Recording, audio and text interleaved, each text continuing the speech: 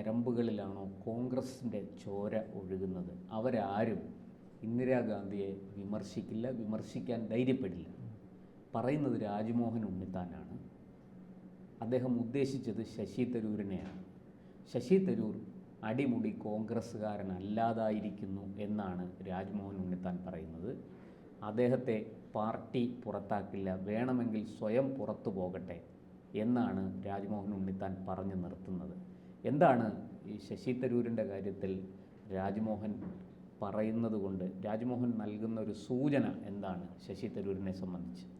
രാജ്മോഹൻ ഉണ്ണിത്താൻ ഒരു ഉളുപ്പില്ലാത്ത നേതാവായി മാറിയിരിക്കുകയാണ്. കാരണം അദ്ദേഹത്തിന് തന്നെ അറിയാം കോൺഗ്രസ് പാർട്ടി എത്രത്തോളം ഈ നേതാക്കളെ അവഗണിക്കുമെന്ന്. അതിന് ഏറ്റവും ഉദാഹരണം ഈ രാജ്മോഹൻ ഉണ്ണിത്താനാണ്.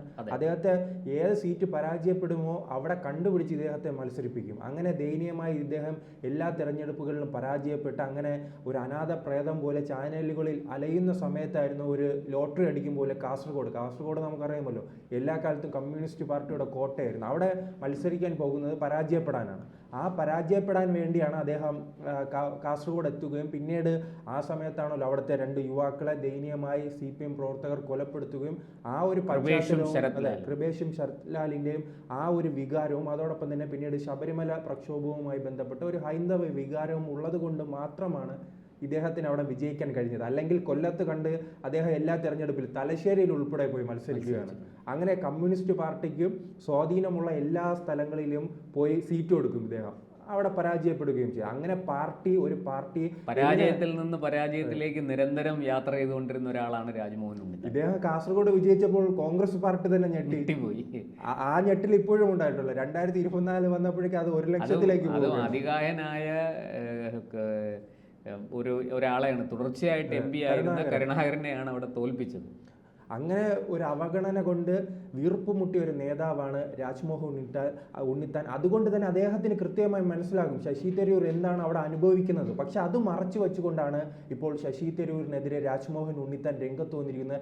രാജ്മോഹൻ ഉണ്ണിത്താൻ ഒന്ന് പുറകോട്ട് ചിന്തിച്ചാൽ മനസ്സിലാകും ഈ അദ്ദേഹം ഉൾപ്പെടെയുള്ള കരുണാകരനെതിരെയും അതോടൊപ്പം തന്നെ ഈ ഹൈക്കമാൻഡിനെതിരെ നിരന്തരം രംഗത്ത് വന്നിട്ടുള്ള ഒരു നേതാവ് കൂടിയാണ് ഈ രാജ്മോഹൻ ഉണ്ണിത്താൻ. രാജ്മോഹൻ ഉണ്ണിത്താൻ ഇപ്പോൾ പറയുകയാണ് അദ്ദേഹം പാർട്ടിയിൽ നിന്ന് പുറത്തു പോകണം, ഇപ്പോൾ അദ്ദേഹം കോൺഗ്രസിന് വേണ്ടിയല്ല പ്രവർത്തിക്കുന്നത് എന്ന് പറയുകയാണ്. പക്ഷേ അദ്ദേഹം 2009 മുതൽ 2024 വരെ തിരുവനന്തപുരത്ത് വിജയിച്ചു വരുന്നത് എങ്ങനെ? BJPയെ പരാജയപ്പെടുത്തിക്കൊണ്ടാണ്. അദ്ദേഹം BJP നിരന്തരം പരാജയപ്പെടുത്തിക്കൊണ്ട് കേരളത്തിൽ ഒരു നിസ്സാര വിജയമല്ല, വലിയ വെല്ലുവിളിയാണ് BJP ഉയർത്തുന്നത്. കഴിഞ്ഞ പ്രത്യേകിച്ച് 3 ടേമായിട്ട് 2014 മുതൽ 2014 തെരഞ്ഞെടുപ്പിൽ നമുക്കറിയാമല്ലോ, പാർട്ടി പോലും അദ്ദേഹത്തെ പിന്തുണയ്ക്കാൻ രംഗത്ത് വന്നില്ല. പാർട്ടി പ്രവർത്തകർ പലരും രംഗത്തിറങ്ങിയിട്ടില്ല. അതുകൊണ്ട് തന്നെയാണ് രാജഗോപാൽ വലിയ മുന്നേറ്റം ഉണ്ടാക്കുകയും അവസാന ഘട്ടം വരെ അദ്ദേഹം പൊരുതി നിന്ന ശേഷമാണ് പരാജയപ്പെടുന്നത്. അങ്ങനെ പാർട്ടി അവസാന ലാപ്പ് വരെ രാജഗോപാലാണ് മുന്നിലായിരുന്നത്. ഈ കോവളം നെയ്യാറ്റിങ്കര മണ്ഡലങ്ങൾ എണ്ണി തുടങ്ങുമ്പോഴാണ് വാസ്തവത്തിൽ ആ തീരദേശ ബൂത്തുകൾ ഉൾപ്പെടെ എണ്ണുമ്പോഴാണ് ശശി തരൂർ മുന്നോട്ട് കയറി വന്നത്. അതുവരെ ഏതാണ്ട് 1.5 ലക്ഷത്തോളം വോട്ടിന് പുറകിലേക്ക് പോയ തരൂരാണ് പിന്നീട് കയറി വരുന്ന കാഴ്ച നമ്മൾ കണ്ടത്. അല്ലെ, ഈ 3 മണ്ഡലങ്ങളെ എങ്ങനെ മുന്നേറ്റം ഉണ്ടായി? അത് ശശി തരൂരിന്റെ വ്യക്തിപരമായ ഇടപെടലുകൾ കൊണ്ടാണെന്ന് അവസാന ഘട്ടത്തിൽ പുറത്തു വന്നിട്ടുണ്ടല്ലോ. അങ്ങനെയാണ് പാർട്ടി പോലും സഹായിക്കാതിരുന്നിട്ട് പോലും കോൺഗ്രസിനെ പിടിച്ചു നിർത്താൻ അദ്ദേഹം സ്വന്തമായി പോരടിക്കുകയും അതിൽ വിജയിക്കുകയും ചെയ്തത്. അങ്ങനെ ഒരു നേതാവിനെയാണ് ഇപ്പോൾ തുടർച്ചയായി തന്നെ ഈ മാറ്റി നിർത്തുന്നത്. കാരണം ഈ ഹൈക്കമാൻഡുമായി ബന്ധപ്പെട്ട് അവിടെ AICCയുടെ പ്രസിഡന്റായി ഈ രാഹുൽ ഗാന്ധിയുടെ അടുക്കളക്കാരനെ നിയമിക്കുക എന്നതായിരുന്നു അവരുടെ ലക്ഷ്യം. പക്ഷേ അതിനെതിരായി രംഗത്ത് വന്നത് കൊണ്ടാണ് ഈ ശശി തരൂരിനെ അവർ ഒരു ശത്രുപക്ഷത്ത് നിർത്തി അദ്ദേഹത്തെ തുടർച്ചയായി അവഗണിക്കുകയാണ്. അങ്ങനെ ഒരാളെ തുടർച്ചയായി അവഗണിക്കുമ്പോൾ എന്ത് ചെയ്യും? അദ്ദേഹം സ്വന്തം വഴിയായി സഞ്ചരിക്കാൻ തുടങ്ങും. ആ ഒരു മാറ്റമാണ് നാം ശശി തരൂരിനെ കണ്ടത്. അല്ലാതെ കൃത്യമായി തന്നെ പാർട്ടി അദ്ദേഹത്തിന് ഒരു പരിഗണന നൽകിയിരുന്നെങ്കിൽ ഈ പ്രശ്നം ഉണ്ടാകുമോ? അദ്ദേഹം ഒരു പ്രധാനപ്പെട്ട ഒരു നേതാവാണ്. കേരളത്തിൽ അദ്ദേഹത്തെ മുഖ്യമന്ത്രി സ്ഥാനാർത്ഥിയായി ഉയർത്തിക്കാട്ടി കോൺഗ്രസിന് പ്രവർത്തിക്കാമല്ലോ, അതിന് അവർ തയ്യാറല്ല. കേന്ദ്രത്തിൽ ഒരു സുപ്രധാന പദവി പാർട്ടിയിൽ നൽകാൻ അവർ തയ്യാറുണ്ടോ? അതിനും തയ്യാറല്ല. ഇദ്ദേഹത്തെ ഒരു പോരാളിയായി BJPയെ തോൽപ്പിക്കാനുള്ള ഒരു വെറും പോരാളിയായി ചാവേറായി മാത്രം ആണ് ഇപ്പോൾ കോൺഗ്രസ് കാണുന്നത്. പക്ഷേ അദ്ദേഹത്തിന് എത്ര നാൾ അങ്ങനെ മുന്നോട്ട് പോകും? 2009, 2014, 19, 24 ഈ എല്ലാ തെരഞ്ഞെടുപ്പിലും ഇദ്ദേഹം വിജയിക്കുമ്പോഴും ഇനി ഒരു തെരഞ്ഞെടുപ്പ് കൂടെ ആ തരത്തിൽ പയറ്റാനുള്ള ഒരു ബാല്യം, ഒരു അംഗത്തിനുള്ള ഒരു ബാല്യം ശശി തരൂരിനുണ്ടെന്ന് തോന്നുന്നില്ല. ആ രീതിയിൽ പ്രതിസന്ധിയിൽ നിൽക്കുമ്പോൾ അദ്ദേഹത്തെ കൂടെ കൂട്ടാനുള്ളതിൽ ഇപ്പോൾ രാജ്മോഹൻ ഉണ്ണിത്താൻ അടക്കമുള്ള നേതാക്കൾ രംഗത്ത് വരികയാണ്. രാജ്മോഹൻ ഉണ്ണിത്താനും ഒരു ചാവേറാണോ എന്ന് സംശയിക്കേണ്ടിയിരിക്കുന്നു. കാരണം കേരളത്തിലെ പല നേതാക്കളും ഇപ്പോൾ മൗനത്തിലാണ്. പ്രത്യേകിച്ച് മുഖ്യമന്ത്രി മോഹവുമായി രംഗത്തുള്ള നേതാക്കളെല്ലാം മൗനത്തിലാണ്. അപ്പോഴാണ് ഈ ചാവേറായ ഈ രാജ്മോഹൻ ഉണ്ണിത്താൻ നിരന്തരം ഈ ശശി തരൂരിനെതിരെ രംഗത്ത് വരുന്നത്. നാം നിലമ്പൂർ തെരഞ്ഞെടുപ്പ് സമയത്തും നാം കണ്ടിരുന്നു രാജ്മോഹൻ ഉണ്ണിത്താൻ ഈ ശശി തരൂരിനെതിരെ തുറന്ന പോരുമായി രംഗത്ത് വരുന്നത്. പക്ഷേ പിന്നീട് നിലമ്പൂർ തെരഞ്ഞെടുപ്പുമായി ബന്ധപ്പെട്ട് പിന്നീട് മൗനം പാലിക്കുകയാണെങ്കിൽ വീണ്ടും അദ്ദേഹം ശശി തരൂരിനെതിരെ രംഗത്ത് വരികയാണ്. എനിക്ക് തോന്നുന്നു VD സതീശനും രമേശ് ചെന്നിത്തലയും KC വേണുഗോപാൽ എല്ലാം മുതിർന്ന നേതാക്കൾ മൗനം പാലിക്കുമ്പോൾ എന്തുകൊണ്ടാണ് രാജ്മോഹൻ ഉണ്ണിത്താൻ ഇത്തരം പ്രസ്താവനയുമായി രംഗത്തിറങ്ങുന്നത് സംശയിക്കേണ്ടിയിരിക്കുന്നു. കാരണം അപ്പോഴാണ് ഈ രമേശ് ചെന്നിത്തല അടക്കമുള്ള VD സതീശൻ അടക്കമുള്ള വേണുഗോപാൽ അടക്കമുള്ള നേതാക്കൾ ഭയപ്പെടുകയാണ് ശശി തരൂരിനെ. കാരണം അദ്ദേഹത്തിന് ഇവിടെ വലിയ രീതിയിൽ ജനകീയ മുഖമുള്ള ഒരു നേതാവാണ്. ഇപ്പോൾ കഴിഞ്ഞ മന്നം ജയന്തിയുമായി ബന്ധപ്പെട്ടാണല്ലോ രമേശ് ചെന്നിത്തലയുടെ മുഖ്യമന്ത്രി സ്ഥാനാർത്ഥിയുമായി ബന്ധപ്പെട്ട ഒരു ചർച്ച ഉയർന്നു. അതിന്റെ മുൻവർഷം നാം പരിശോധിക്കുകയാണെങ്കിൽ ശശി തരൂരായിരുന്നു അന്നത്തെ നായകൻ. അദ്ദേഹവുമായി തുടക്കം NSS വ്യക്തമായിട്ട് പറഞ്ഞല്ലോ, അദ്ദേഹം ഡൽഹി നായർ ആണ് എന്ന് പണ്ട് ആക്ഷേപിച്ചിരുന്ന NSS വളരെ വ്യക്തമായിട്ട് അവരുടെ നിലപാട് മാറ്റുകയും അദ്ദേഹം ഡൽഹിയിൽ മാത്രമല്ല കേരളത്തിലെ അല്ലെങ്കിൽ ഈ തിരുവിതാംകൂറിലെ അദ്ദേഹം പാലക്കാടുകാരനാണ് എങ്കിലും അവർ കേരളത്തിൽ നിന്നുള്ള ഒരു നല്ല നായരാണ് ശശി തരൂർ എന്ന് പറഞ്ഞ് ശശി തരൂരിനെ അംഗീകരിക്കുന്ന കാഴ്ചയും കേരളം കണ്ടതാണ്. അതിനു പിന്നാലെ മുസ്ലിം ലീഗ് അംഗീകരിക്കുകയാണ്. UDF-ലെ പ്രധാനപ്പെട്ട ഒരു കക്ഷി തങ്ങൾ കുടുംബത്തെ അദ്ദേഹം പിന്നീട് പോയി സന്ദർശിക്കുകയാണ്. ആ ആഴ്ചകളിൽ തന്നെ ആ മാസങ്ങളിൽ തന്നെ പോയി സന്ദർശിക്കുകയാണ്. അതിലൂടെ തന്നെ അന്ന് വ്യക്തമായിരുന്നു കേരളത്തിൻ്റെ മുഖമായി മുഖ്യമന്ത്രി സ്ഥാനാർത്ഥിയായി ശശി തരൂർ ഉയർന്നു വരുമോ എന്നൊരു ഭയമുണ്ടായിരുന്നു. പിന്നീട് നാം ഈ രാജ്മോഹൻ ഉണ്ണിത്താനുമായി ബന്ധപ്പെട്ട് തന്നെ തിരിച്ചു വരികയാണെങ്കിൽ ഇദ്ദേഹം ആ ലോക്സഭാ തെരഞ്ഞെടുപ്പിൽ 2019 ലോക്സഭാ തെരഞ്ഞെടുപ്പിൽ വിജയിച്ചില്ലെങ്കിൽ അദ്ദേഹം ഇന്ന് BJP പാളയത്തിലുണ്ടായേനെ അല്ലേ?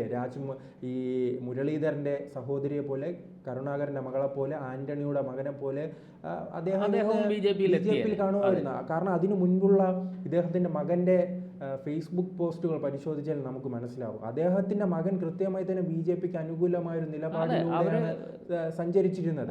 അതിലൂടെ തന്നെ വ്യക്തമായിരുന്നു ഇദ്ദേഹം ഏത് സമയം വേണമെങ്കിലും BJP-യിലേക്ക് പോകാമെന്നൊരു ചർച്ച തന്നെ ഉണ്ടായിരുന്നു. പിന്നീട് എങ്ങനെയോ ലോട്ടറി അടിച്ച് ഒരു MP സ്ഥാനം കിട്ടിയപ്പോഴാണ് ഇപ്പോൾ ശശി തരൂരിനെ പഠിപ്പിക്കാൻ ഇറങ്ങിയിരിക്കുന്നത്.